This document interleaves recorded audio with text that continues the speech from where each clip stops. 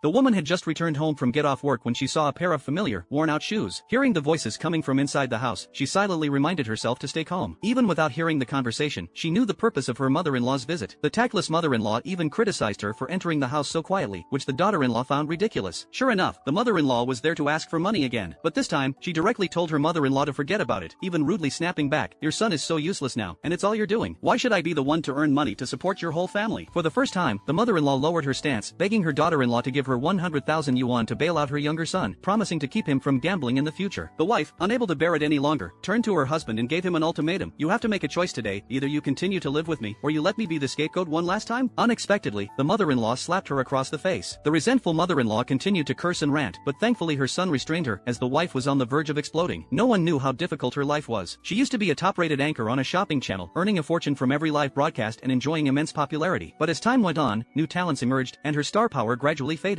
Now, the company's favored newcomers were the ones selling clothing, while she was reduced to selling toilet paper during her live streams. Although she appeared cheerful on camera, her heart was filled with mixed emotions. Even the newly hired anchors were secretly mocking her. Catherine, who was once incredibly popular, is now reduced to selling toilet paper. It's well known in this industry that washed-up anchors eventually face the end of their contracts and quietly leave. Of course, to stay at the company, you need not only talent but also cunning and ambition. The short-haired woman in front of them was Isabella, a veteran of the company, while the man wearing glasses was Richard, the son-in-law of the TV station's general manager. The woman next to him, who was ostensibly the managing director, was actually just a big shot who got her position through connections. Those in the know understand. Clearly, this general manager wasn't a pushover either. Although he had some quirks, his main concern was the company's performance. Why couldn't they compete with their rivals in clothing, food, or beauty products? He probably didn't realize that the company was predominantly staffed by women, leading to constant infighting and underhanded tactics. It's no wonder their performance was poor. However, this hands-off manager was unaware of the internal situation, but Isabella, the business manager, knew it all too well. She didn't reveal the internal power struggles to her boss, only superficially suggesting that strengthening management will lead to a breakthrough. The woman next to her rolled her eyes, thinking, if only this troublemaker left, the company would definitely improve. Meanwhile, Catherine, knowing her situation was precarious, secretly arranged a meeting with the head of a competing company. She hoped to use her past fame to switch companies, but the other party took a sip of tea and directly refused. "Our company doesn't sign washed-up anchors. I presume your company won't renew your contract either?" She didn't expect such a blunt refusal and didn't want to say anything more. As she was about to leave, the other party added, "Remember to wear your glasses when you walk." The implication was, "Don't be so arrogant." She pretended not to care, but this sentence became the last straw. However, unexpectedly, her stroke of luck arrived as soon as she returned to the company. Because the clothing anchor was temporarily unavailable, she had to fill in. But when she put on the sample clothes, she found that the size was completely wrong. The factory representative repeatedly apologized, saying it was their oversight. The short-haired sales manager, however, publicly mocked her, "With that figure, you still want to be a clothing anchor? You've got some nerve." The resentment she had been suppressing for so long finally exploded at that moment. Listening to the other person constantly belittling her, Catherine raised her hand and slapped them. And that single slap completely changed the course of her life.